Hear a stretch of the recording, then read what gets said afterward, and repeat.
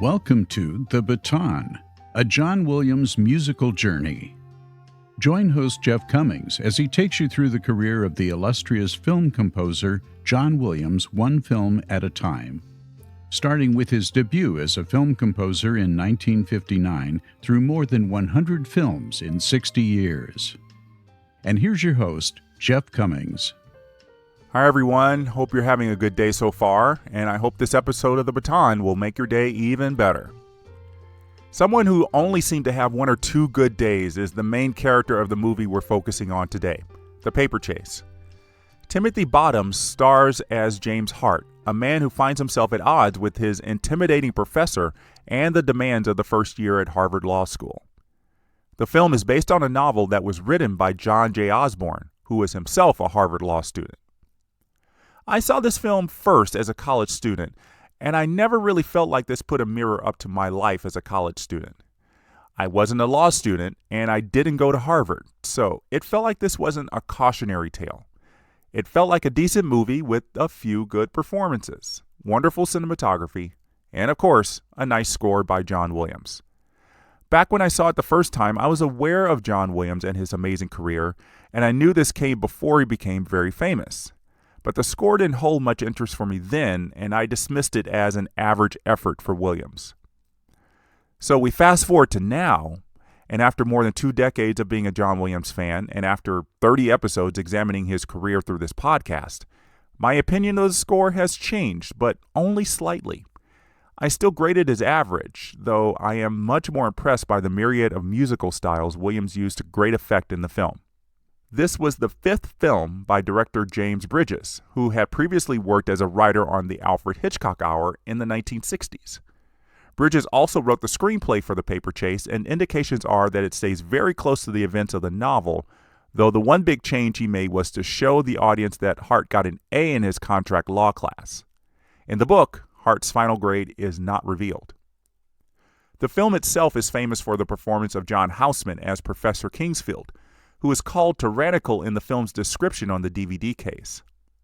I wouldn't describe him as tyrannical, but he surely does rule with an iron fist. He's demanding, and he gets results.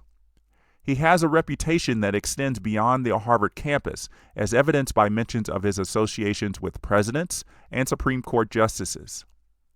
Houseman had been involved behind the camera for many years, and his former association with Orson Welles has been well documented. Speaking of tyrannical, Welles was just that, it seemed, regarding the movie Citizen Kane, trying to say that pretty much every aspect of filmmaking was his idea. But Houseman spoke publicly about Herman Mankiewicz's writing, saying it was Mankiewicz who did pretty much all of the work on the screenplay, not Welles. Houseman was able to make that assertion because he was reportedly hired by Welles to oversee the writing process. So Houseman saw firsthand the creation of the screenplay and was not afraid to give the proper credit. That effectively ended the relationship between Welles and Houseman. Houseman would go on to be an acting professor, most notably at Juilliard from 1968 to 1976, so he wasn't at Juilliard at the same time as Williams. Bridges wanted more famous actors to play Kingsfield, but they were all unavailable or turned it down. Houseman said he used some of his own experiences as a professor in his performance, and it definitely helped. When it came time to hire a composer, it seems like Williams wanted this job. Though Williams says he usually doesn't read scripts beforehand, he had likely heard of this project in the works at 20th Century Fox, where he was one of their top freelance composers. This project came to him after a much-needed break of a few months after a busy 1972, when he was pretty much working non-stop through the year. Williams didn't tackle this score until spring 1973, and once he got down to writing, he had some interesting plans for the score. What I find extremely interesting is there is no music written for the classroom lecture scenes, and no thematic material composed for Professor Kingsfield. Actually, no one character gets a theme, but there is a love theme for Hart and the woman he falls for at Harvard, a flighty woman named Susan. We find out she's Kingsfield's daughter, which definitely complicates the relationship. Lindsay Wagner plays Susan, and this comes 3 years before she's shot to superstardom as the Bionic Woman on TV. So, as I said, there's no music for any of the classroom scenes in which Kingfield ignites his fear into his students with his seemingly extreme demand that his students know the cases which will be discussed in class. It takes Hart several weeks to work his way into Kingsfield's favor, and after giving an impressive answer in one class, we get our first piece of underscore.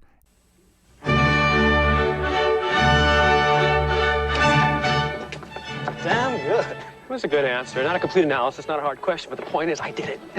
I did it in Kingsfield's class, and it's a goddamn dance.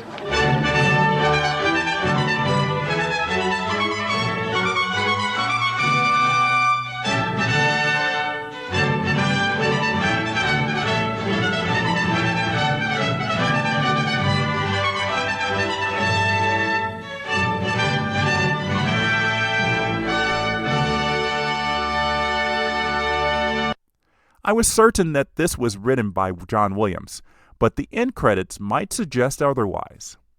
The credits list a concerto for 3 trumpets, a timpani drum, 2 oboes, and harpsichord composed in the 1700s by Georg Telemann. I've listened to the original 10-minute concerto 3 times, and the music has the same flavor, but the notes are different and the tempo is much faster in the film version. Also, the music fits the scene too perfectly, even the quieter parts of the music while Hart is talking. My opinion is that Williams wrote a variation on the Telemann concerto, using the same instrumentation and the same baroque style. So, moving on, Williams actually does write a piece of music in the baroque style for a scene in which Hart is trying to escape Kingsfield's house after having sex with his daughter. Kingsfield has returned early from a trip to New York, it seems, and Williams puts in an energetic piece that sort of highlights the elitist feel of Kingsfield's house. You could imagine that only this type of music is played in the Kingsfield home.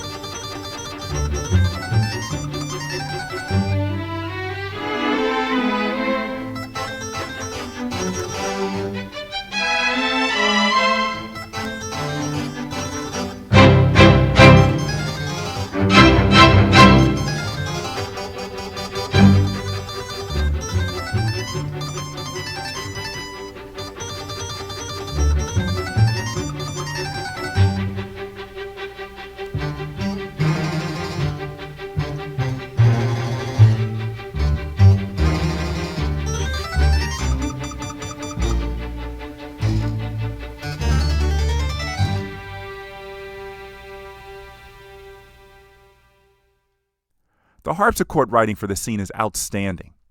I think it adds a bit of comedy to the scene, while the strings keep the action pulsing forward. This is not the best quote-unquote action music he writes for the film, but it certainly had me amazed at the artistry and the decision to write music in this style. As we heard earlier with the Telemann variation and this music, almost all upbeat music dealing with academia will be performed in this Baroque style. A very interesting choice by Williams and Bridges. My favorite piece of action music comes near the end of the film when Hart and one of his classmates decide to leave the dorm and stay in a hotel to study for the final exam. The piece starts with an urgent string ostinato as the two pack up to leave the dorm. When they run into one of the guys in their study group who wants to see the notes they've written, the harpsichord kicks in.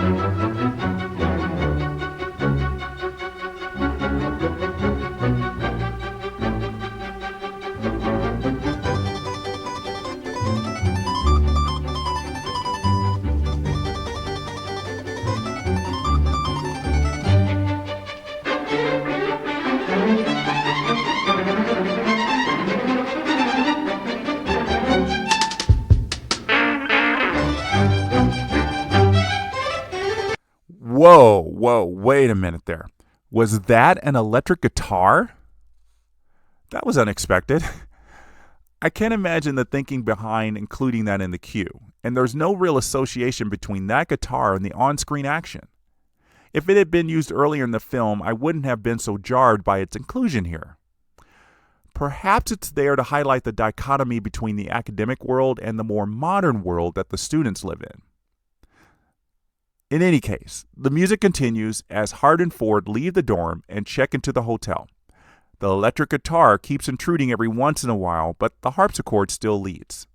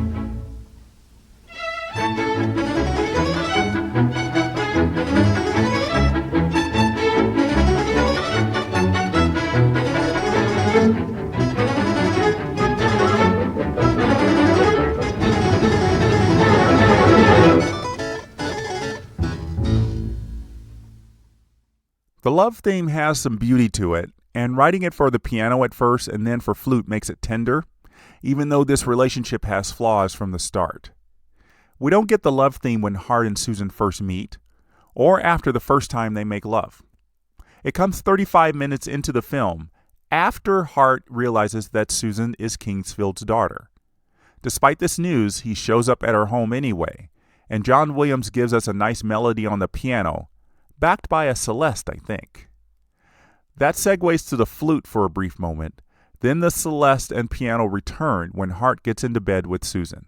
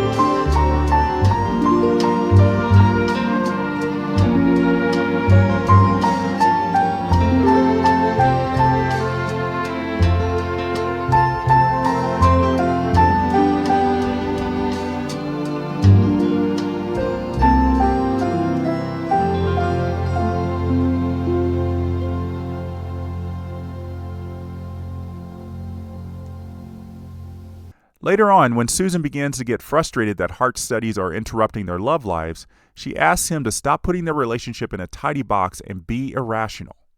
His response is to walk onto a frozen lake. To keep us from being afraid of the two falling through the ice, which they will, Williams uses the flute for the love theme. The irony is that in the next scene, Susan will ask Hart to never see her again.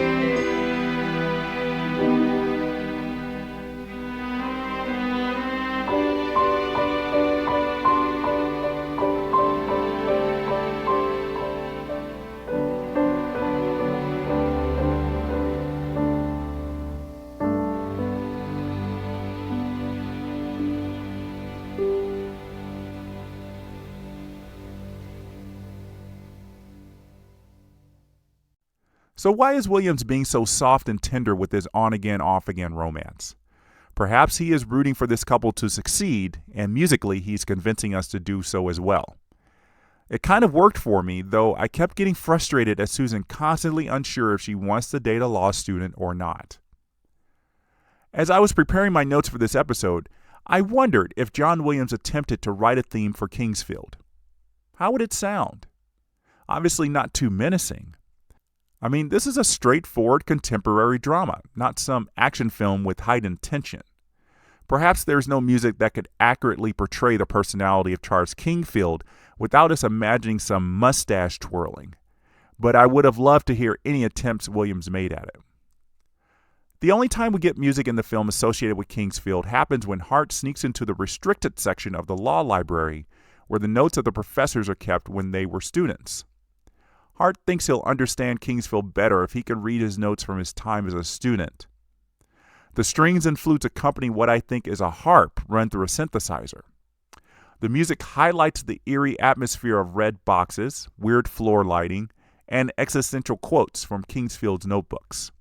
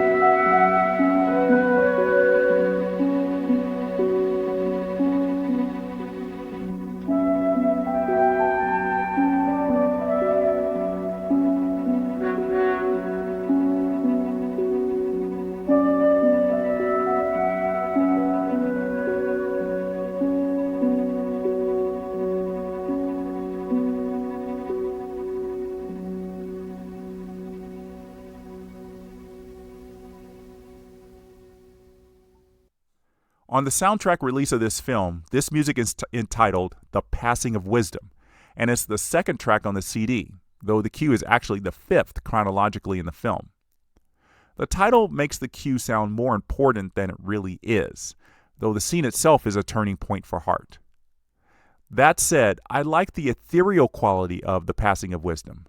There's a quasi-melody wafting through the cue, a series of notes played on that synthesized harp, but it's mostly atmospheric, allowing the dialogue to take charge. You know, now that I think of it, that melody might have been a good theme for Kingsfield. Sounds very mysterious, ethereal. And if you put it on horns or in the cellos, it might work for Kingsfield. I'd leave it up to my musically trained listeners to transcribe that theme to horns or cellos, and let me know if that makes for a good Kingsfield theme.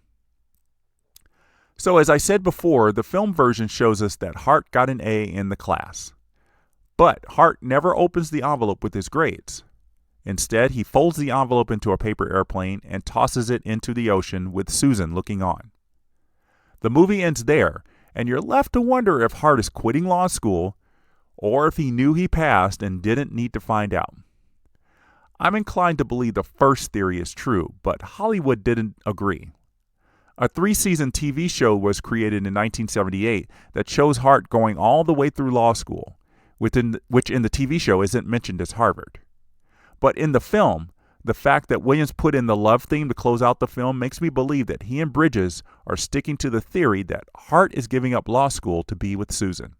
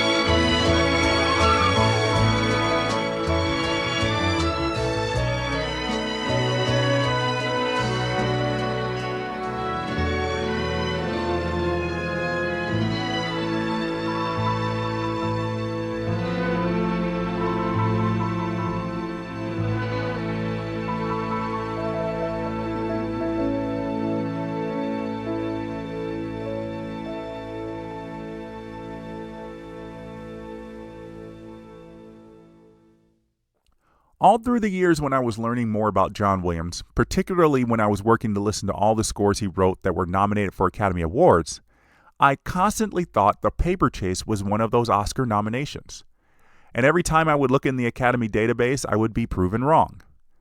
Perhaps Houseman's win and the screenplay's nomination made me believe the score would get the same notice, but it did not. Again, I do continually think this is an average effort from John Williams, an effort which is still better than many of his contemporaries at the time. I'm willing to bet that the score was ranked either 6th or 7th when the Oscar nomination tallies were done. The score is not his best work from 1973 and not his worst either. But considering his output for 1973, it's better than it needed to be. And here's an interesting tidbit about the score for The Paper Chase. According to my friends at the American Federation of Musicians, the score was recorded in just one day, on April 4th, 1973. There doesn't seem to be any reason why Williams felt the need to get the recording done in one day. He didn't have another score to write for a few more months, so he wasn't in a hurry. Perhaps the studio was being used the other days? Who knows? Perhaps the studio orchestra was just so good that Williams didn't need more than a day to get the score completed. Perhaps budget constraints by 20th Century Fox required a very quick recording session. We have one more score from 1973 to discuss, and John Williams saved his best for last. I can't wait to talk about Cinderella Liberty, and I'll be joined by a guest co-host who counts that score as his favorite. I'm excited to hear his thoughts on the next episode. Until then, as always, I invite you to chime in with your thoughts about the show or any of the scores you've heard so far. Please submit a review on this podcast on iTunes and email me with your comments at jeffswim@aol.com. Thanks as always for listening, and until next time, the baton is down.